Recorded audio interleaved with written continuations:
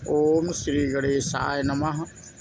मित्रों, आज इस वीडियो के माध्यम से हम बात करेंगे श्री रामचरितमानस अयोध्या कांड से। मित्रों, ये कथा हमने ली है।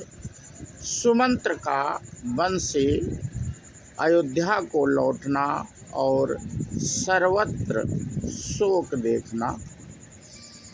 तो मित्रों, सुमंत्र जी राम जी को छोड़ करके अयोध्या लौटते हैं। उसी के आगे का प्रसंग मित्रों इस कथा के माध्यम से हम आप लोगों से साझा करेंगे। तो बिना देरी के मित्रों, हम श्री राम चरितमानस की ये कथा शुरू करते हैं। भयव निषाद विषाद बस देखत सचिव तुरंग, बोली सुसेवक चारि तब दिए सारथी संग। मंत्री और घोड़ों की यह दशा देखकर निषाद राज विषाद के बस हो गया। तब उसने अपने 4 उत्तम सेवक बुलाकर सारथी के साथ कर दिए। ग्राह सारथी फिरे वो पहुँचाई, बिरहु विषाद बरनी ना जाई। चले अवध ले रथहि निषादा, होहि क्षण मगन विषादा। निषाद राज गुह सारथी सुमंत्र जी को पहुंचाकर विदा करके लौटा। उसके विरह और दुख का वर्णन नहीं किया जा सकता। वे चारों निषाद रथ लेकर अवध को चले। सुमंत्र और घोड़ों को देख देख कर वे भी क्षण भर विषाद में डूब जाते थे। सोच सुमंत्र विकल दुख दीन्हा, दिग जीवन रघुवीर विहीना। रहि न अंतहु अधम शरीरु, जसु न लहु बिछुरत रघुवीरु। व्याकुल और दुख से दीन हुए सुमंत्र जी सोचते हैं कि श्री रघुवीर के बिना जीना धिक्कार है। आखिर यह अधम शरीर रहेगा तो है ही नहीं। अभी श्री राम जी के बिछुड़ते ही छूटकर इसने यश क्यों नहीं ले लिया। भय अजस अग भाजन प्राणा, कवन हेतु नहीं करत पयाना। आहा मंद मनु अवसर चूका, अजहु न हृदय होत दुई टूका। ये प्राण अपयश और पाप के भाड़े हो गए। अब ये किस कारण कूच नहीं करते, निकलते नहीं हाय। नीच मन बड़ा अच्छा मौका चूक गया। अब भी तो हृदय के 2 टुकड़े नहीं हो जाते। मींजहि हाथ सिर धुनि पछिताई, मनहु कृपन धन राशि गवाई। बिरदि बांधि बर बीरु कहाई, चले वो समर जनु सुबट पराई। सुमंत्र हाथ मल मल कर और सिर पीट पीट कर पछताते हैं, मानो कोई कंजूस धन का खजाना खो बैठा हो।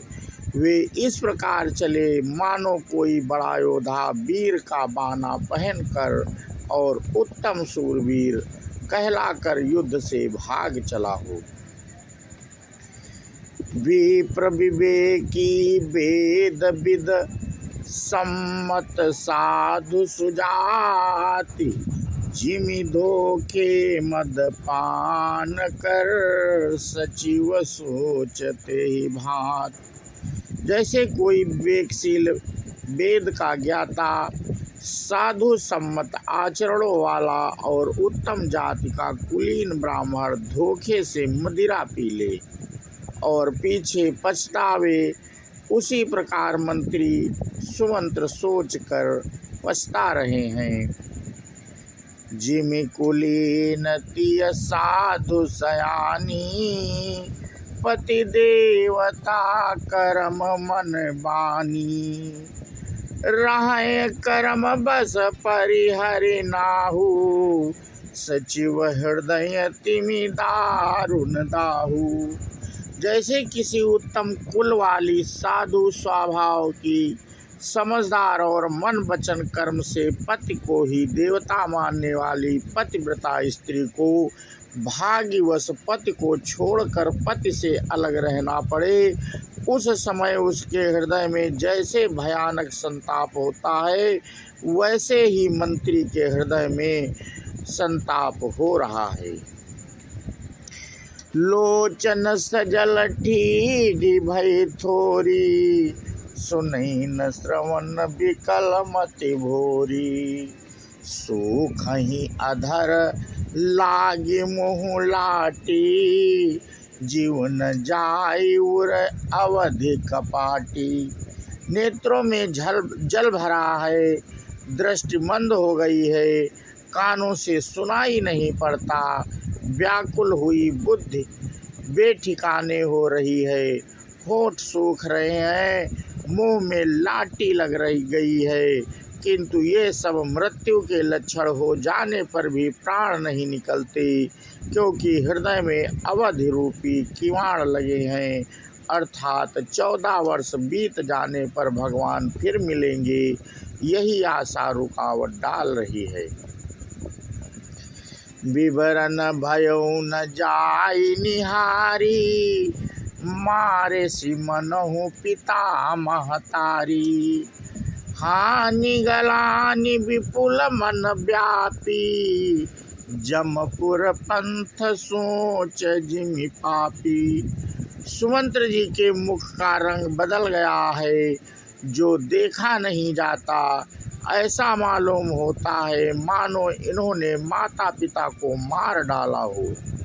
उनके मन में राम वियोग रूपी हानि की महान ग्लानि यानी पीड़ा छा रही है, जैसे कोई पापी मनुष्य नरक को जाता हुआ रास्ते में सोच रहा हो।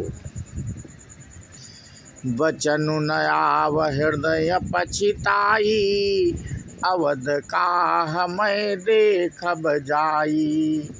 राम रहित रथ देखहि जोई, सकुचहि मोहि बिलोकत सोई। मुँह से वचन नहीं निकलते, हृदय में पछताते हैं कि मैं अयोध्या में जाकर क्या देखूंगा। श्री रामचंद्र जी से शून्य रथ को जो भी देखेगा वही मुझे देखने में संकोच करेगा, अर्थात मेरा मुँह नहीं देखना चाहेगा। धाई धाई पूछी हैं मोहि जब, बिकल नगर नर नारी। उतरु देव मय सबहि तब हृदय बाजु बैठारी।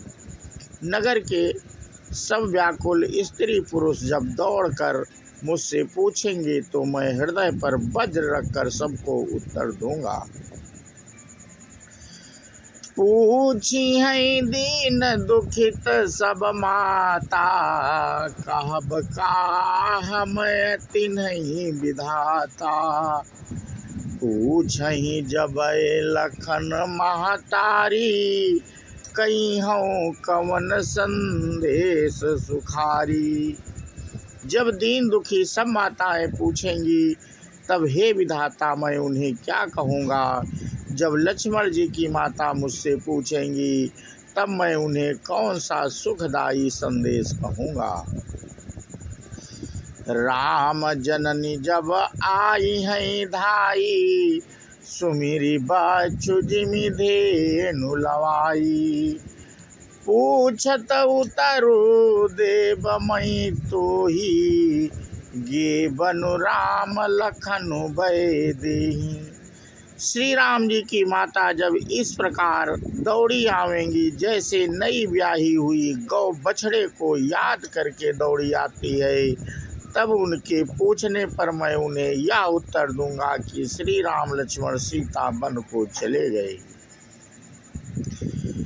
जो पूछी है तेहि उत्तर देबा, जाई अवध अब यहु सुख लेबा।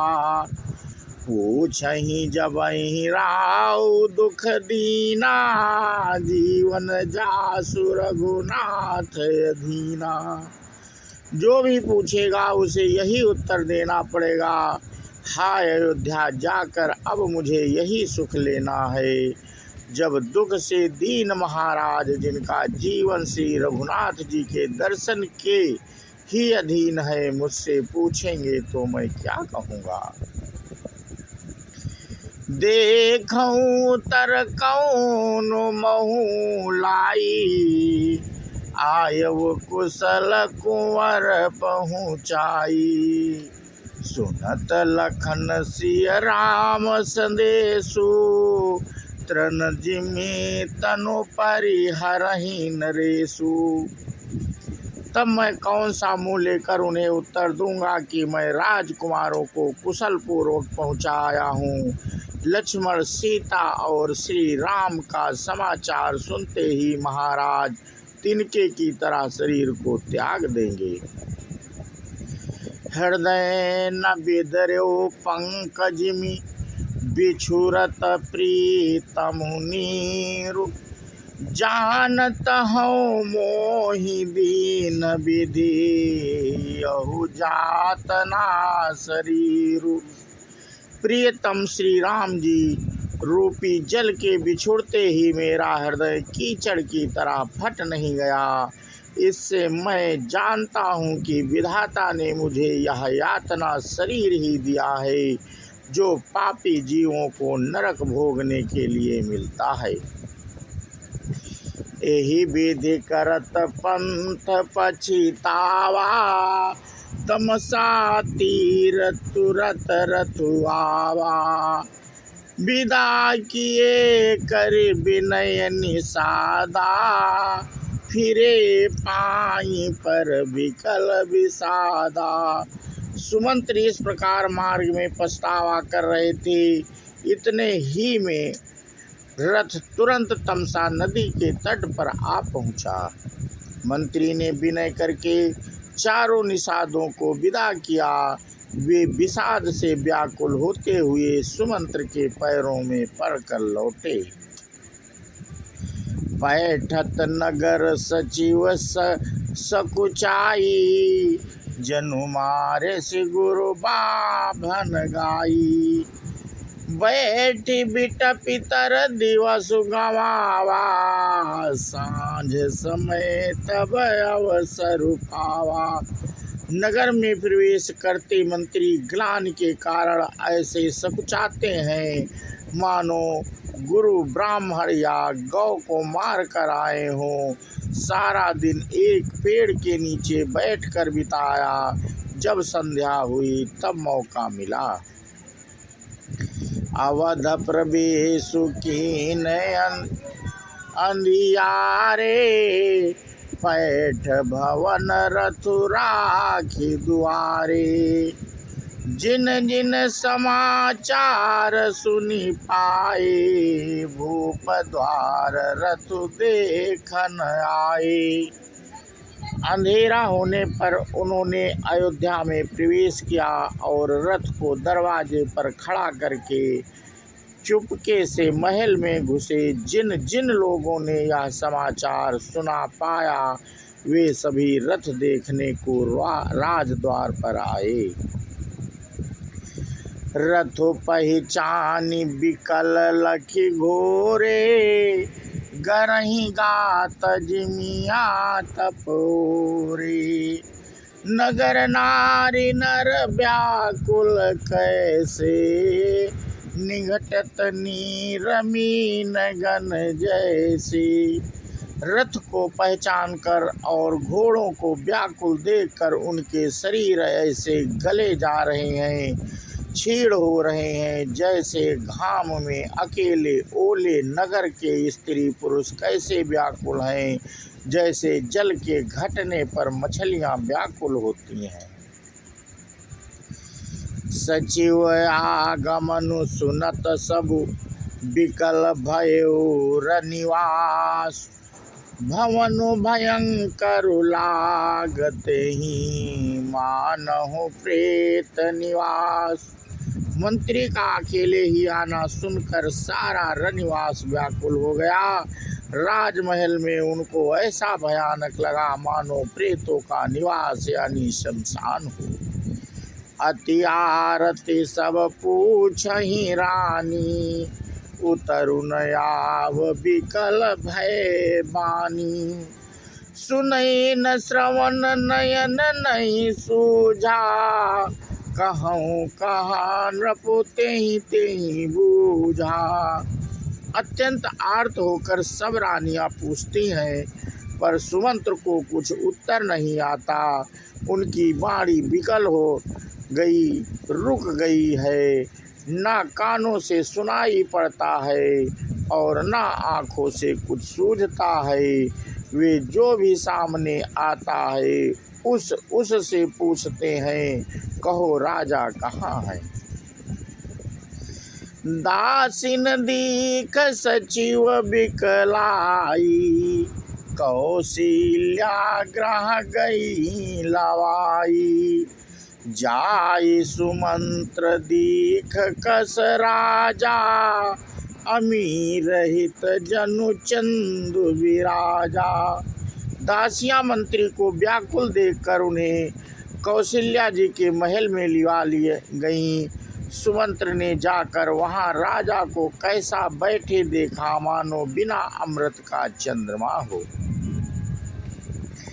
आसन शयन विधि विभूषण हीना, पर वह भूमि तल निपट मलीना। ले सासु सोच ही भांति, सुरपुर ते जनो खसे जाती। राजा संसैया और आभूषणों से रहित बिल्कुल मलिन उदास पृथ्वी पर पड़े हुए हैं। वे लंबी सांसें लेकर इस प्रकार सोच करते हैं, मानो राजा ययाति स्वर्ग से गिरकर सोच कर रहे हों। लेत सोच भरी छिनु छिनु छाती, जनु जरी पंख परउ संपाती। राम राम कहा राम सनेही, पुनि कहा राम लखन भय देहि। राजा क्षण क्षण में सोच से छाती भर लेते हैं। ऐसी विकल दशा है, मानो गिद्धराज जटायु का भाई संपाति पंखों के जल जाने पर गिर पड़ा हो। राजा बार बार राम राम हा राम, इसने ही प्यारे राम कहते हैं, फिर हा राम हा लक्ष्मण हा जानकी ऐसा कहने लगते हैं। तो मित्रों, आज इस वीडियो के माध्यम से हम अयोध्या कांड से ये प्रसंग आप लोगों से साझा कर रहे थे। इसके आगे की कथा मित्रों हम अपने अगले वीडियो में आप लोगों से साझा करेंगे। इसी के साथ आज की कथा मित्रों यहीं पे समाप्त करते हैं। बोलो श्यावर रामचंद्र की जय, हनुमान की जय। जय हिंद, जय भारत, वंदे।